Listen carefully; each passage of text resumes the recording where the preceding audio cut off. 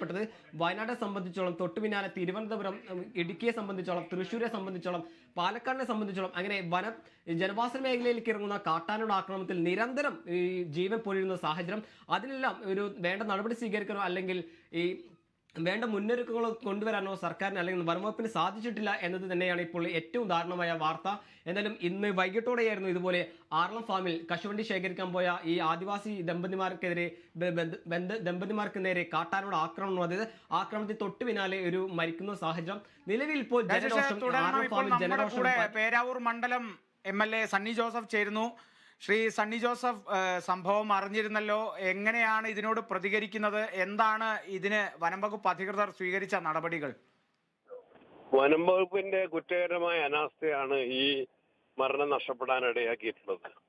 കഴിഞ്ഞ ഒരു 2-3 ആഴ്ചകൾക്ക് മുമ്പ് ഈ ആറളത്ത് ചീഫ് വൈൽഡ് ലൈഫ് വാർഡൻ വന്നിട്ട് ഒരു മീറ്റിംഗ് ഉണ്ടായിരുന്നു. ആ മീറ്റിംഗിൽ ഞാൻ തന്നെ ചോദിച്ചു, ഉദ്യോഗസ്ഥന്മാര് ഞാനും ഉണ്ടായിരുന്നു, എത്ര ആനകൾ ജനവാസ മേഖലയിലുണ്ട് എന്ന് ചോദിച്ചപ്പോൾ അവർ പറഞ്ഞത് ആദ്യം 30 പറഞ്ഞു, പിന്നെ ആലോചിച്ചിട്ട് 40-ൽ അധികം എന്ന് പറഞ്ഞു. ജനവാസ മേഖലയിലാണ് ആയിരക്കണക്കിന് ആളുകൾ കൃഷി ചെയ്ത് ജീവിക്കുന്ന, യാത്ര ചെയ്യുന്ന, ആശുപത്രിയിലേക്ക്, മാർക്കറ്റിലേക്ക്, സ്കൂളുകളിലേക്ക് പോകുന്ന ആ പ്രദേശത്താണ് ഈ ആനകളും ഒപ്പം താമസിക്കുന്നത്. അതിനെ കാട്ടിലേക്ക് തുരത്താനുള്ള നടപടികൾ സ്വീകരിച്ചിട്ടില്ല ഫലപ്രദമായിട്ട്. അതുപോലെ തന്നെ ഇവിടെ ഒരു മതില് കെട്ടി സംരക്ഷിക്കണം, വനാതിർത്തിയാണ്, മതിലിട്ട് സംരക്ഷിക്കണം എന്നുള്ള ആവശ്യം ഉയർന്ന് 2000-ൽ അതിനുവേണ്ടി പണം അനുവദിച്ച്, പട്ടികവർഗ വികസന വകുപ്പിന്റെ പണം അനുവദിച്ച് ഭരണാനുമതി 2020-ൽ കിട്ടിയിട്ട് ഇതുവരെ അതൊരു യാഥാർത്ഥ്യമാക്കാൻ കഴിഞ്ഞിട്ടില്ല. അതിന്റെ പണി എഴഞ്ഞെഴിഞ്ഞ് നീങ്ങുകയാണ്. ഇതിനു മുൻപും ആളുകൾ ഇങ്ങനെ ആനയുടെ അക്രമത്തിൽ തൊഴിലാളികൾ കൊല്ലപ്പെട്ടിട്ടുണ്ട്. അപ്പോൾ 3 മന്ത്രിമാർ വന്ന് ഒരു യോഗം ചേർന്ന് ഞാൻ ഓർമ്മിക്കുകയാണ്. അതിനുശേഷം തീരുമാനങ്ങൾ പെട്ടെന്ന് തന്നെ ഈ കാര്യങ്ങൾ ദുരിതപ്പെടുത്തും എന്ന് എടുത്തിരുന്നെങ്കിൽ പോലും ആ തീരുമാനം നടപ്പിലാക്കാൻ സർക്കാരിന്റെ ഭാഗത്തുനിന്ന് വീഴ്ചയാണ്. ശ്രീ സണ്ണി ജോസഫ്, അപ്പോൾ ഈ വേലി തീർക്കാനുള്ള ഫണ്ട് അനുവദിച്ചിട്ടുണ്ട്, അതിപ്പോഴും അത് തയ്യാറായിട്ടില്ല, അല്ലെങ്കിൽ അത്തരത്തിലൊരു അതിർത്തിയൊന്നും തിരിച്ചിട്ടില്ല ആ ഒരു സംഭവ സ്ഥലത്ത് എന്ന് തന്നെയല്ലേ ഉദ്ദേശിച്ചത്? ഇതിന്റെ പ്ലാനിങ്ങിലൊക്കെ ആദ്യം ഈ പറഞ്ഞ 2020-ൽ ഭരണാനുമതി കിട്ടിയ വർക്ക് ടെൻഡർ സ്റ്റേജിലേക്ക് കിടക്കാൻ 24 അല്ലെങ്കിൽ 23 അവസാനം വേണ്ടി വന്നു. ഇപ്പൊ തന്നെ ടെൻഡറും പണി തുടങ്ങിക്കഴിഞ്ഞപ്പം വീണ്ടും അതിന്റെ അലൈൻമെന്റിൽ മാറ്റം എന്നുള്ള വിഷയം വരുന്നു. ഇതെല്ലാം സാങ്കേതിക പ്രശ്നങ്ങളുമുണ്ട്. ഇതിന് പല യോഗങ്ങൾ വിളിച്ചു കൂട്ടിയിട്ടുണ്ട് മന്ത്രിസ്ഥലത്തിൽ. ഞാൻ എന്നെ പല മീറ്റിങ്ങുകളിലും വിളിക്കുന്നില്ല. പട്ടികവർഗ വകുപ്പ് മന്ത്രി തന്നെ ഫാമിൽ വന്നിരുന്നു, ഞങ്ങളെ വിളിച്ചിട്ടില്ല, ജനപ്രതിനിധികളെ. അത്തരത്തിലുള്ള അനാസ്ഥകളും കൂടി ഉണ്ട് ഇതിന്റെ അകത്ത് എന്നാണോ പറഞ്ഞു വരുന്നത്? തീർച്ചയായും ഈ ഒരു മീറ്റിംഗിൽ പോലും താങ്കളെ അടക്കം വിളിച്ചിട്ടില്ല എന്നുള്ളൊരു അനാസ്ഥ കൂടി. മനുഷ്യജീവന് വില കൽപ്പിക്കുന്നില്ല, അത് തന്നെയാണ് വിഷയം.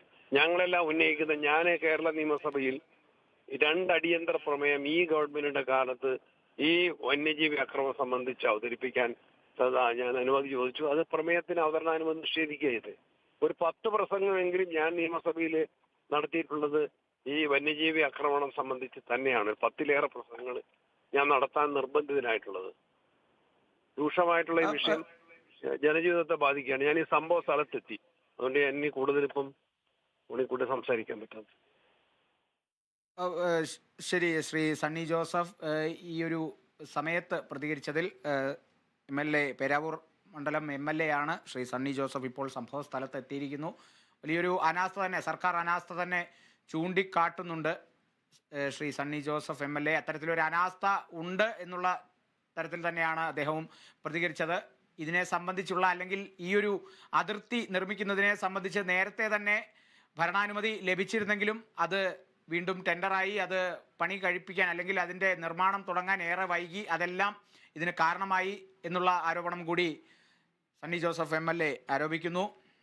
മാത്രമല്ല, ഇതിനെ സംബന്ധിച്ച അല്ലെങ്കിൽ വന്യജീവി ആക്രമണങ്ങളെ സംബന്ധിച്ച നിരവധി ചർച്ചകൾക്ക് പോലും ജനപ്രതിനിധികളെ പങ്കെടുപ്പിച്ചിട്ടില്ല എന്നുള്ള കാര്യവും കൂടി സണ്ണി ജോസഫ് MLA പറയുന്നു. നമുക്ക് ഇപ്പോൾ ഒരു ചെറിയ ഇടവേള അനിവാര്യമാണ്. ഇടവേളയ്ക്ക് ശേഷം ഈ വാർത്തയിലേക്ക് തന്നെ തിരിച്ചെത്താം. ഇടവേള.